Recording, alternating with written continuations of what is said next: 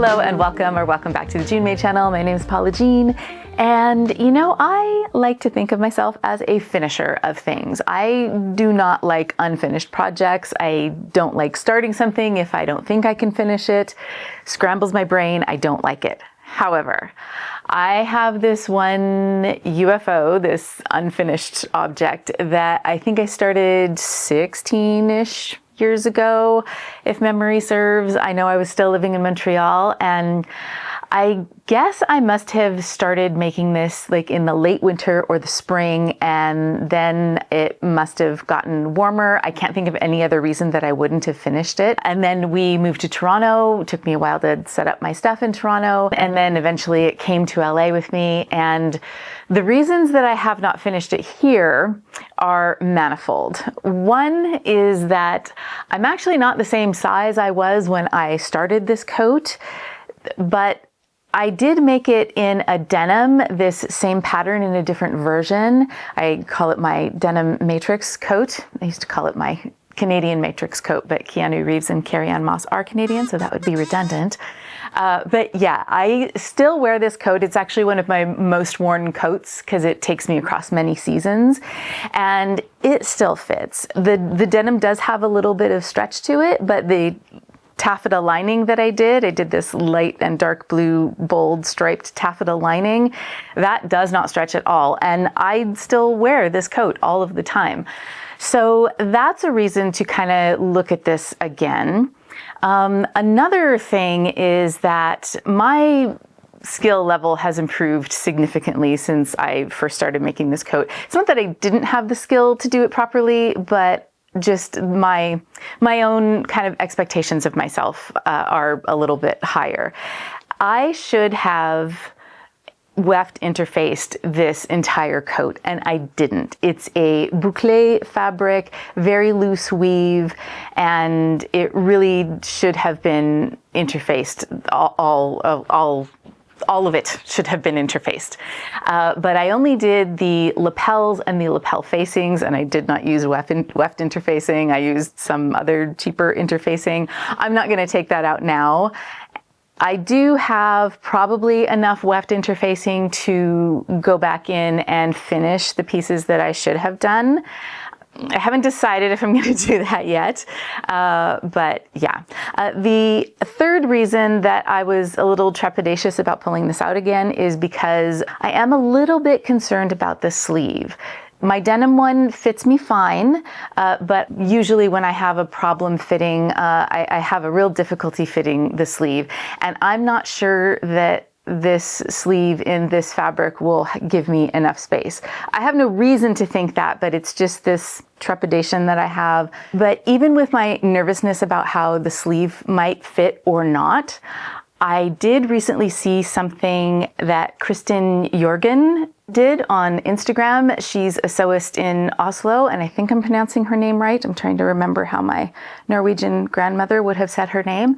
And she did a project recently where she took the sleeves off of a coat that she wasn't wearing and kind of reconfigured it into this long vest type garment that she wears over sweaters. And that's actually what got me thinking about this project that I had in a bag. So I pulled it out, and knowing that I can, if the sleeves don't work, I can pull them off and just do that kind of same long vest treatment and wear it over a sweater or a lighter jacket or something like that. That makes me think that this is going to end up being some kind of success in some way. And pulling out this project again, I love this fabric. It's so my colors. I love the lining that I picked to go with it. It's kind of wild and unexpected. I did do a pretty good job of the shell that I've assembled so far. I did a pretty decent job of lining up the horizontal lines pretty well. There's a little bit of funkiness on the lapels. The horizontal lines are fine, but I didn't have enough fabric probably to match the pattern exactly on both sides of the lapel. But this pattern also comes with a little pattern piece that you could make a bouclé flower out of, so I might do that just to kind of hide that. I'm probably the only one who would notice that anyway. The pattern is a Threads collection by Simplicity, 4403, And I don't know if this is still in print anymore. I will check and I'll let you know if it is or isn't, but it's a really great pattern, really kind of simple princess seams in the front and the back. I really like the silhouette. It's not what's in style right now because it seems like everything in style right now is like kind of baggy and oversized, but I really like this. I think it suits my figure really well. It's got two different collars. So on my denim one, I did the kind of plain collar, and then the other version is this kind of big shawl collar, and that's what I'm doing on this one. It's got a couple of different options for pockets. You can do inseam pockets in the front princess seams. You can do those with a welt on the outside, or you could just do patch pockets like I did on my denim one. And the other reason I really want to make this is because I think I actually might wear this more here in LA than I would have in Montreal or Toronto. It's going to be kind of a lighter weight coat, and it's starting to get really chilly here, like in the mornings and the evenings, and it is that way for several months. Whereas in Montreal or Toronto, I probably would have gotten, you know, maybe, I don't know, 6 weeks of wear out of this, you know, maybe 4 weeks in the fall and 2 days in the spring or something. But yeah, I think I might actually get more wear out of it here, so it's worth doing. I'm going to go ahead and put together the rest of the lining and the inside, because if I put that all together, including the sleeve, and I try that on and it works great, then I can just, you know, carry on and finish the coat as was intended. And then if I'm having some trouble with the sleeve, then I can just take the sleeves off and make that long vest version, and that could also be cool. So I think that's what I'm going to do. I'm going to make sure I've organized all my pieces and put that lining together.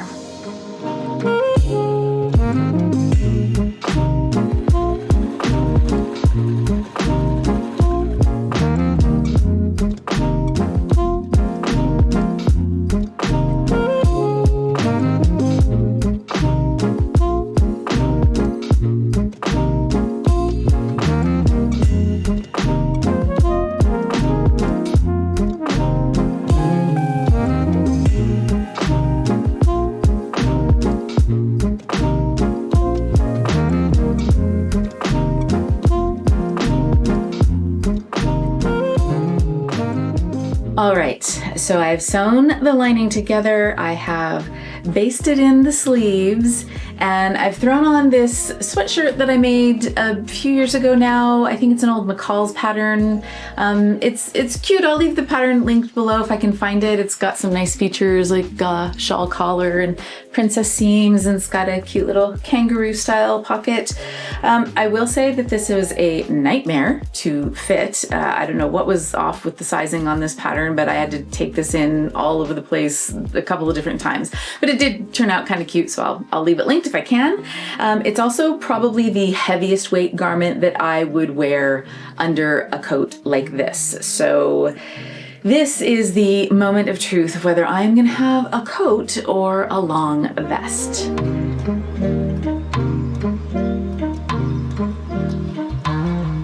Oh my goodness. I think I'm gonna have a coat. Oh, look at that. Look at that. I don't have a lot of ease, but it's totally fine. Like I said, I don't wear like big bulky sweaters, and I wouldn't wear that kind of sweater under a coat like this anyway. But yeah, I think this is gonna work great. Okay. Grab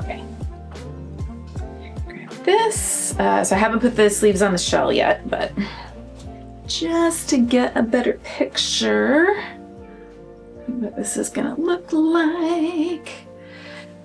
All right. Oh, I'm so excited. I'm so excited. Okay. So I haven't decided yet if I'm going to put interfacing on the back panels of this outer shell yet. I do really like the weight of this. Like now that I feel it with the lining, it's got actually a very nice weight to it. So a little bit drapey, kind of mid-weight, good to wear like in the evenings, like over a nice dress or something like that. Yeah, but it would make it would make the coat last longer and probably make it more resilient to like snags and things like that, because this is such a loose weave fabric. So I'll make that decision soon. I'm also now thinking I'm doing the version of this pattern that is it just overlaps and it ties with a belt. And I may put a snap or like a magnet snap or something like that, like one of those big chunky ones, just to hold it in place as an anchor. But I don't have to decide that now. I'm not making a welt buttonhole, so I don't need to worry about that right now. I am thinking though that I may put, come on, look at that. Look at that. I'm probably gonna wear it mostly open just so I can flash people my lining. But I am thinking of putting a breast pocket, like maybe about here. Yeah. Just because the pockets in this are inseam pockets in the princess seam, so they're great for my hands, but not the kind of pockets that you want to put like your phone or your wallet in. And on that note, I think I'm also going to beef up these pockets a little bit by putting some knit interfacing on both sides of the pocket bag. I know for my coats, the first thing to wear out in the lining is the pocket bag. And because I do put my hands in my pockets all the time. So I think if I add some knit interfacing on the back of that'll be really lightweight, but add to the strength of it, and will keep me from having to do the frustrating thing of having to replace the pockets later. So for the breast pocket, I do have enough of this fabric I have some for the belt and for a patch pocket, but I don't want to add to the bulk here. So I think I'm going to do maybe a zippered pocket, like a interior zippered pocket like you put inside of a purse. That way I can use really lightweight fabric for the pocket bag, and I could put my phone and stuff in it, and it would be secure. And yeah, and then I think, I'm very excited. I don't know if you can tell, I have such a poker face about this, but yeah, I am now thrilled to finish this. So, yay!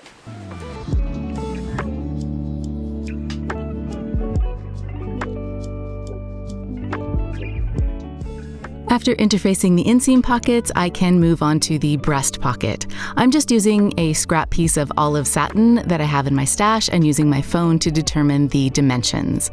I've decided to do a double welt zippered pocket, which I haven't done before, but I'm going to try it now. I'll just need to measure the width of my zipper, and I'm going to make my box just narrower than the width of the zipper tape. And with it pinned in place, I can then stitch around that box, slice down the center, and just leave myself 2 little triangles at the short ends of the box.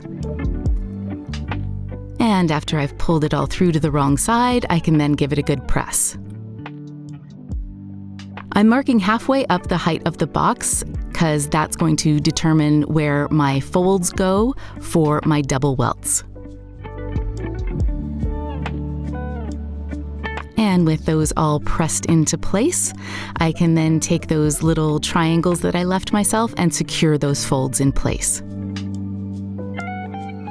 With that done, I can attach my zipper, and I'm just going to baste it to the top and bottom of the box, basically in the seam allowance of that box. And once that's stitched on, I can move the zipper pull back to where I can see it on the right side. And then I'm going to top stitch all around the box. And the top stitching is going to secure the short ends of the zipper and basically serve as zipper stops. Then I can trim off my excess zipper tape and complete the pocket by folding up and stitching along the open 3 sides. And I could even get it under my serger to finish off those seams really nicely. And my phone fits in perfectly with a little bit of extra space for my next phone, which will undoubtedly be a little bit bigger. And now I can finish the rest of the coat. I'm going to put the sleeves together, and this pattern uses both shoulder pads and sleeve heads, so I'm just using a strip of batting that I'm going to stitch into the seam of the sleeve cap. Then I can move on to making the belt. And I'm using some of my leftover olive satin to make some straight grain binding to bind the hem, and a little piece of the lining to also do the same on the sleeve. And this is just so that I can have an easier time invisibly hemming both of those. And in case you're wondering, I decided not to interface the back of the jacket.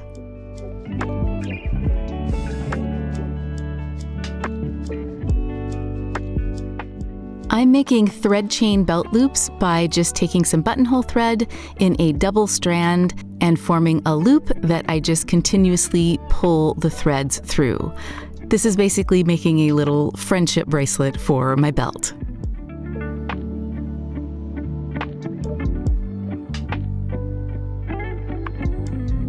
Once it's the right length, I can knot it off and secure it to the side seam.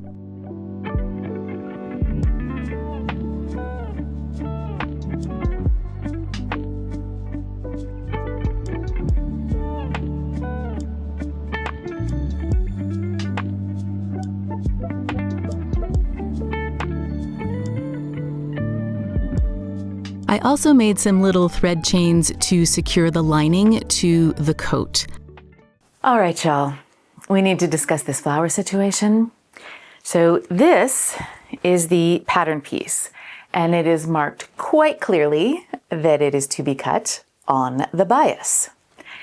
It also states very clearly in the instructions that what I'm supposed to do is unravel one long edge of this piece, effectively fringing it, and then run gathering stitches along the other long end and gather that up and coil it all up into this abstract flower. Now this goes against everything that I know about cutting on the bias. For example, the reason that people use pinking shears to cut the edges of seams and other things that are woven and they want to mitigate the fraying, they use the pinking shears for that because effectively all those little sawtooth edges are tiny little bias cuts.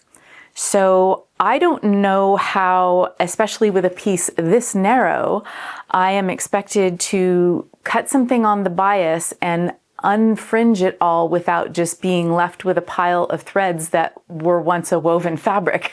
In addition to this, upon closer inspection of the flower that is pictured on the front of the envelope, it's giving more rolled up baby hedgehog than flower. And that is not what I'm going for. If that is what you are going for, congratulations, this is your pattern. But I am not going for baby hedgehog, so I'm gonna do my own thing and I'm gonna show you what I'm gonna do in case you want to adopt this for your own flower technique. So I've cut a piece here that's about 3.5 inches by about 20 inches long. This is a bit of an arbitrary number, but this is what I figured could probably get me what I want. And I'm going to start by taking a few of the threads out of each of the long ends. Not gonna fully unravel it now, but just to kind of get it started a little bit. And then I'm also going to take a couple off of the short ends. And then I'm going to determine what is about 1/3 of the way up. So this, I'm going to use the lines of the plaid to my advantage here. So this turquoise plaid line right here is a little bit more than 1/3 of the way up. So I'm going to go 2 threads beneath that and grab this black one that's got a little bit of turquoise on it. I'm gonna pull that a little bit. So already this is starting to gather. And then I'm gonna follow that. So this is this turquoise line and a couple below that. And on the other end, I should be able to find about the same one. And if you can't find the same one, all you have to do is just pull this along a little bit.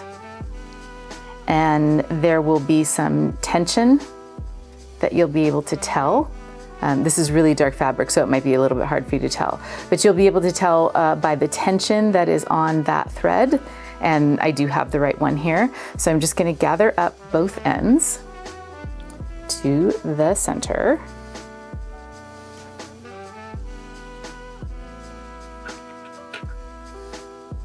And, oops.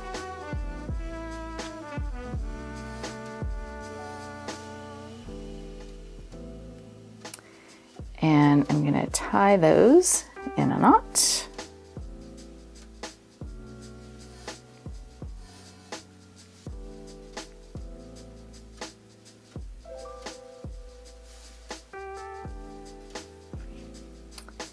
And this is essentially your flower.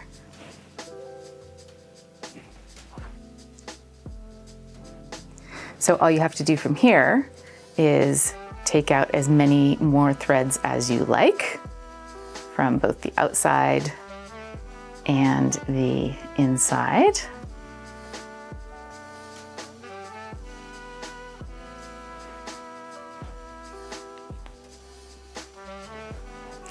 You can see why you want to do this with a loose weave fabric.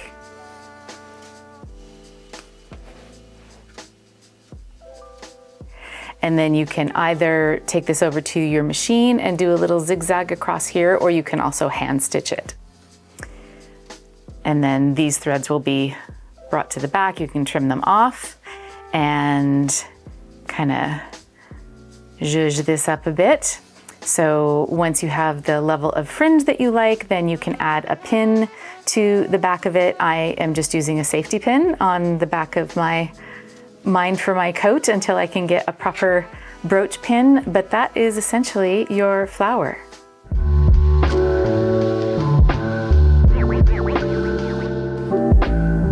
Well, I'd say this was worth finishing.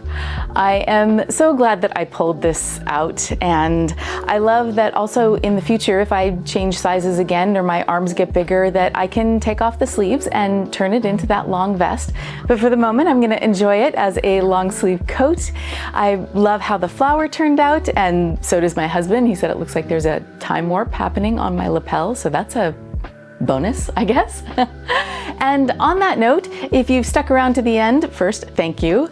But also there's other things that you can do with these really simple flowers. You saw how easy they were to make. And you can find this kind of bouclé tweed often with metallic threads running through it. So you could make these as part of your holiday decor, find something that matches your color theme. And you could use them not only to decorate your coat or your hat and look festive, but also around the house. You could make a whole bunch of them and put them in a wreath, or just put them on a wreath. You could put them on a stocking or your Christmas tree, or you could use them to accent your table settings. They make really great, simple little napkin holders. So possibilities are endless, and you can totally have fun with it if you want to. Thank you so much for watching. It is the holiday season, so make sure you're taking time to enjoy it, enjoy yourself, take risks with your creativity and your gift making, and I will see you in the next one.